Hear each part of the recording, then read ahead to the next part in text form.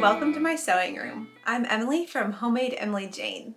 This video is meant for quilting beginners. If you want to learn how to make a quilt from start to finish, I'm going to share with you all the basics in 12 easy steps.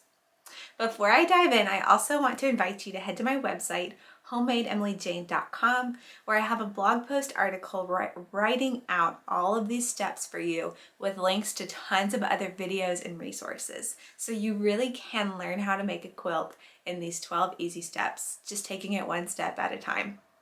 All right, let's go back to the basics, the very beginning, so that you can learn how to make a quilt. Some of these steps you might be able to do in a little bit different order, but the step I like to start with is to choose a pattern. You really want to use a quilt pattern that gives you lots of really great diagrams and instructions so that you can quickly follow it and know exactly what you're doing through the whole process. I actually do sell some beginner-friendly quilt patterns in my pattern shop, which is homemadeemilyjane.com/shop, and I would be happy to recommend some to you that are perfect for beginners.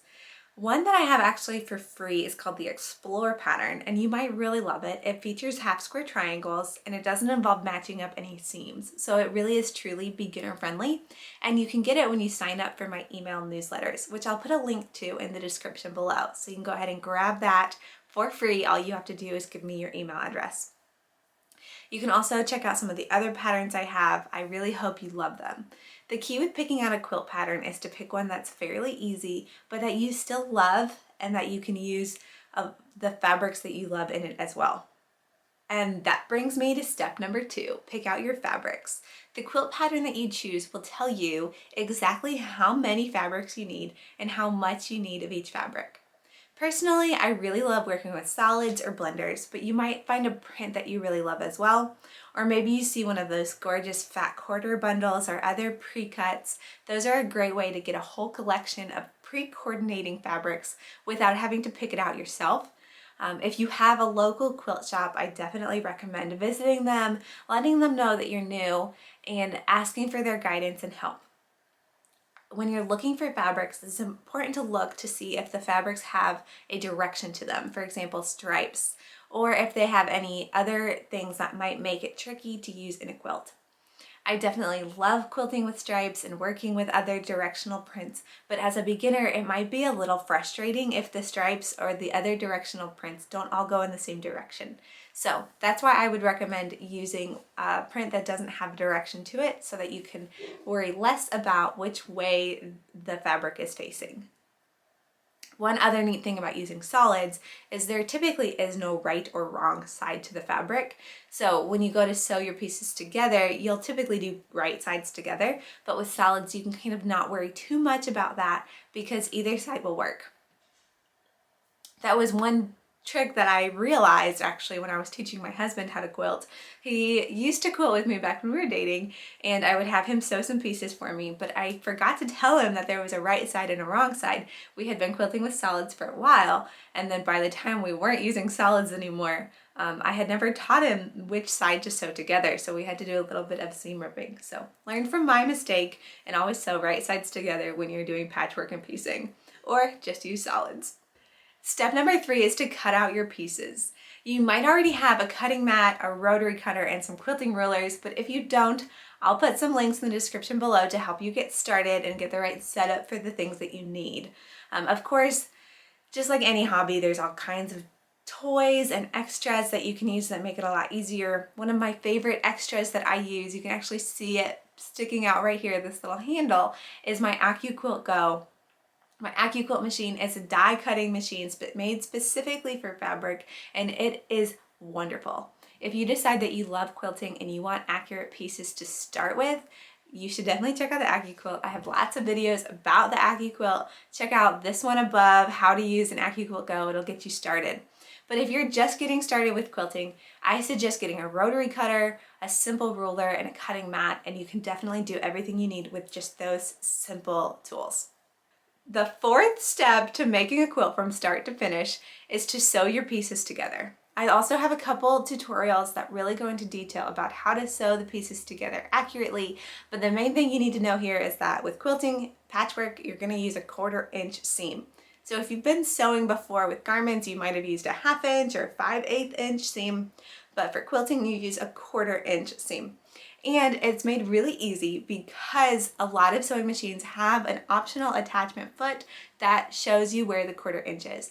If you're beginning, I definitely recommend getting a 1/4 inch foot that has a guide on it. That guide you can push your fabric up against and sew really easily without having to think too much about it. Check out this video above for my tips and my process for getting a perfect 1/4 inch seam every time. And also, if you're new to quilting, you might not know about chain sewing. So check out this video to learn how to chain sew your pieces together. It'll make the process a lot quicker and easier for you as you get started. Step number 5 is to press your seams. Pressing can be one of the least favorite parts about quilting. It's kind of funny, quilters like to make a joke. The only reason they take their ironing board out is to press quilt blocks, but they won't ever iron clothing. I'm the same way. So if you agree, go ahead and drop a comment below because we need to band together on this one.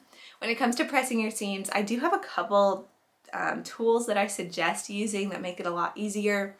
I use a spray bottle and a hot iron, but I don't like to put water in my iron. Some people really enjoy the steam that comes right out of the iron, but I've had too many experiences of irons leaking. So for me personally, I just keep a spray bottle right next to my iron. I'll spritz the piece and then iron, and then it gets it nice and crisp. I also love to use a wool pressing mat. This is kind of a new gadget that is on the scene lately. The wool pressing mat basically reflects the heat back into the project from the bottom. So it's kind of like pressing it from both sides at the same time. And I find that it presses flat a lot quicker. The pattern that you're using might tell you which way to press your seams. If it doesn't, I personally suggest pressing open. If that's just like way too tedious for you, just press to the dark side. Sometimes that'll work out well. Hopefully the pattern does tell you which way. If it doesn't tell you which way, it typically means that it doesn't really matter too much which direction you press in. I get the best results when I press open because it'll lay flat. But you do you. Press whichever way you feel most comfortable doing. Step number 6 is just to continue sewing and pressing and sewing and pressing until your entire quilt top is complete. The pattern that you choose again will reflect how much and how complex this process is for you. So just follow the pattern, keep doing it, keep working towards getting those perfect points. If your points need to be matched up, pin your pieces together. I personally have like a weird system where like if I'm just sewing 2 pieces of fabric together, I don't pin, but if there's a seam that has to be matched up, I definitely pin so that the point can be perfect. So just keep going, keep following that pattern and enjoy the process. Once your quilt is completely pieced, it is time to baste the quilt. So this is where you're gonna pick out batting. I have a video up here that tells you all about batting, and then you're gonna have to baste it. I don't have a video about basting yet, but when I do, I will link it, so stay tuned for that. But basting the quilt is basically when you make the quilt sandwich. So if your quilt is larger than 40-ish inches wide, I highly recommend buying wide backing fabric for the back of your quilt. Or you can always just sew 2 pieces of fabric together and there's your quilt back. There's also tons of really fun ideas for pieced backs. Find something that works for you. I prefer wide back or even just using a sheet. I really like the Threshold 300 count 100% cotton sheets from Target. They are wonderful. So that's another idea too. So you grab your backing, you pick out your batting, and then you make a sandwich. Basting your quilt, you can have a couple of different options. You can spray baste, so you'll use a spray adhesive to get all 3 layers together, or you can pin baste. Some people might even thread baste, where they will literally hand stitch the layers together. Whatever works best for you. I find curved safety pins work really well. I'll link my favorites in the description below. I also love Otif 505 spray baste. That stuff is fantastic, but it does work a lot better if you have some airflow because you are spraying like an aerosol. So some things to keep in mind, do what works best for you. I've backed a lot of quilts with minky cuddle fabric. So it's that really plush, soft fabric. I love it. It makes a wonderful baby quilt. But if I am using that, I make sure to always spray so that it is very attached. So my layers are not shifting and sliding, so there's no crinkles on the back when I'm quilting it. And that brings me to my next step. Step number 8 is actually to decide on your quilting plans. So now that your quilt top is pieced, your 3 layers of your quilt sandwich are put together, we're going to decide how we're going to quilt it. You have some options here actually. Something I probably should have mentioned previously is that you actually don't even have to baste and quilt it yourself. There are tons of amazing artists out there that will baste and quilt for you. Oh guys, we have a visitor. My dog just came in. That's why the mysterious ghost opened the door. Anyway, so you can hire a long arm quilter. A lot of quilt shops have long arms. You can also just look online. If you find one that you like their work, you can mail your quilt top to them. They will quilt it for you and mail it back to you. So just find what works for you. I have a really great long armor here locally in Orlando, Florida. She's wonderful. If you want her contact information, just shoot me an email or find me on Instagram. I tag her account all the time. So anyway, if you're not using a long armor, this is what you would do. You would baste the quilt like I already told you about, and then you're going to decide your quilting plan. If it's your first quilt ever, I definitely recommend just doing some straight lines, keeping it simple. But there's also lots of other options too. You can do free motion quilting, which involves lowering the feed dogs on your sewing machine and basically moving your quilt top around the machine to create really cool designs. I've done it a few times. It's a lot of fun. It also is a little bit stressful for me. So find what works for you. There's also a process called stitch in the ditch, which is stitching in the ditch of the pieces that you had just pieced together. That's a fun process if you like that as well. It's actually, if you're pressing your seams to the side, that process works really well because you can almost hide your quilting in the little seam that you've just made. So lots of fun options for quilting, but you're definitely going to want to make your quilting plan before you actually start quilting because you definitely want to know what you're going to do next. So I think you can guess it. Step 9, quilt the quilt. So you've already made the plans, now you're actually going to do the quilting. So I actually have a video that I will link up here, 3 hacks to sewing straight lines for quilting. It'll teach you exactly what you need to do for your straight line quilting. I'm sure there's tons of other videos too if you want to search free motion quilting or lots of other different resources. So check them out and figure out what will work best for you. But once you have your quilting plan, you just go ahead and start quilting. Another tip I want to share here, this isn't really quilting related, but if you are sitting at your sewing machine quilting for a long period of time, your shoulders and back and arms get sore. So take breaks, stretch out, move around. I do have a video, it's kind of an older one, but it's chair yoga for quilters. So you can literally be sitting at your chair while you're quilting and just take a little break for a second and do some stretches and breathing and just recenter yourself. So quilting can get a little stressful. It can be difficult if it's very heavy. It can be strenuous on your body. So keep that in mind and take lots of breaks when you're doing the quilting process. Step number 10 is actually one of my favorite. You bind the quilt.